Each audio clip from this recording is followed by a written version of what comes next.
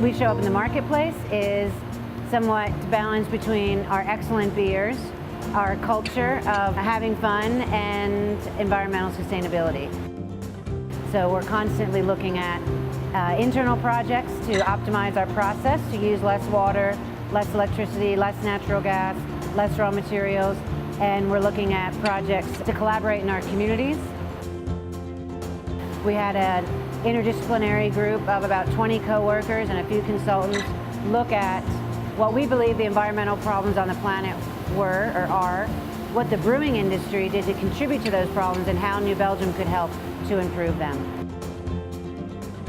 As you walk around the building, you can see there's a lot of ambient daylight going on. There's really no lights in here right now, and that's the case most of the day in all of our production areas. It gives workers daylight, which is, everybody needs that, makes you feel good. And then we just supplement it with a little bit of fluorescence here and there. We're actually the nation's first brewery to commit to 100% wind-powered electricity. We took an employee-owner vote in 1998, converted to wind-powered electricity. A Vestas V47 wind turbine would be about 164 feet tall to here, and it would be about 150 feet across. And behind the hub is the nacelle. And just to give you a sense of scale, you could fit about 3 or 4 people inside here.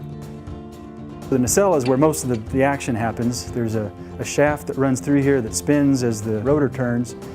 Turns it into a gearbox which speeds up the rotation into a generator which sits towards the back.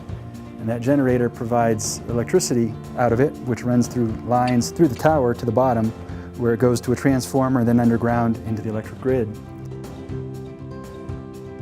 And we're actually producing about 15% of our own electricity on site via our process water treatment plant. So through a combination of renewables, our electrical use is completely renewable energy. This is the aerobic digester, and what happens is basically our process waters will come out and first be treated in the anaerobic digesters, which are all sealed. And then it comes out to aerobic, which means with oxygen. All of the brown that you're seeing is actually the microbiology that's cleansing the water, so it's feeding off of the effluent that's in there.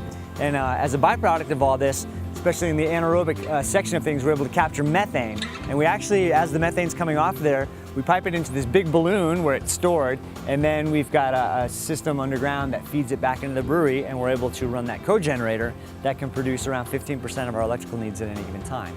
So it's a cool way of turning basically what was a waste stream into a commodity for us.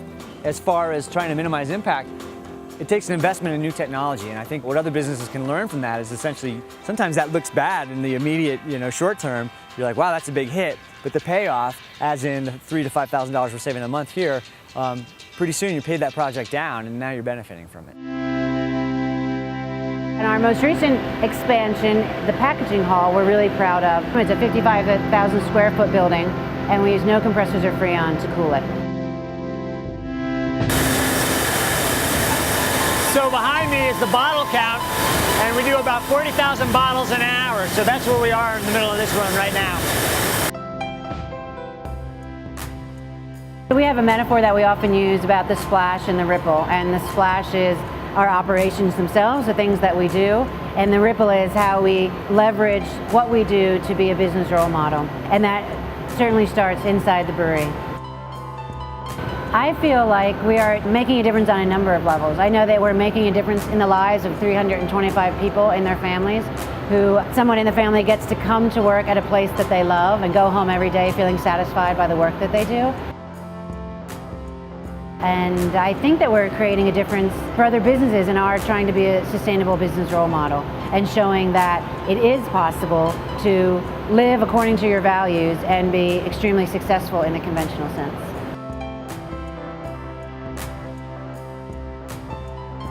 So that's pretty much the joint, it's open to the public. We're always here Tuesdays through Saturdays, and at the end of the day we get to enjoy a shift beer, which is always pleasant. A lot of our folks come around, and thank you, Tyler, and share a good time. So come on down and visit. Thank you guys for coming, and we'll see you next time.